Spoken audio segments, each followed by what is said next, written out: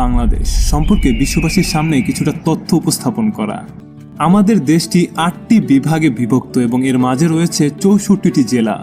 ঢাকা বিভাগে 13টি জেলা: ঢাকা, গাজীপুর, নরসিংদী, মানিকগঞ্জ, নারায়ণগঞ্জ, মুন্সিগঞ্জ, কিশোরগঞ্জ, টাঙ্গাইল, ফরিদপুর, মাদারীপুর, রাজবাড়ী, গোপালগঞ্জ, শরীয়তপুর।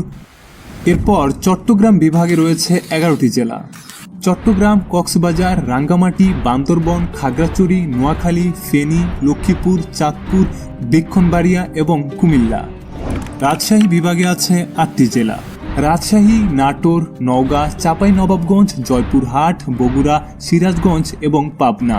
খুলনা বিভাগে আছে 10টি জেলা: খুলনা, বাগেরহাট, সাতক্ষীরা, যশোর, নড়াইল, চুয়াডাঙ্গা, মেহেরপুর, কুষ্টিয়া, মাগুরা এবং ঝিনাইদহ। বরিশাল বিভাগে আছে 6টি জেলা: বরিশাল, পটুয়াখালী, ভোলা, পিরোজপুর, বরগুনা এবং ঝালকাঠি।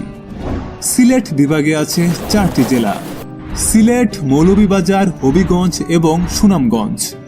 রংপুরে আছে 8টি জেলা: রংপুর, গাইবান্ধা, কুড়িগ্রাম, নীলফামারী, লালমনিরহাট, দিনাজপুর, ঠাকুরগাঁও এবং পঞ্চগড়। সবশেষে ময়মনসিংহ বিভাগে আছে 4টি জেলা: ময়মনসিংহ, শেরপুর, জামালপুর এবং নেত্রকোনা। আচ্ছা, আপনার জেলা কোনটা অবশ্যই কমেন্ট করে জানাবেন। আমাদের এই 64টি জেলার প্রতিটির আলাদা আলাদা ঐতিহ্য আছে। যেমন পদ্মা মেঘনা নদী যেখানে এসে মিলিত হয়েছে সেটা হচ্ছে চাঁদপুর। আর চাঁদপুরে তো দেশের জাতীয় মাছ ইলিশের জন্য বিখ্যাত। যেমন রাজশাহী আম ও সিল্কের জন্য বিখ্যাত, আবার পাবনা পাগলাগারদের জন্য বিখ্যাত। এইটা মজার কথা ছিল, তবে পাবনা খাদ্যশস্যের ভাণ্ডার ও তাঁত শিল্পের জন্য বিখ্যাত। এরকম প্রতিটি জেলারই কোনো না কোনো বিশেষ বৈশিষ্ট্য রয়েছে।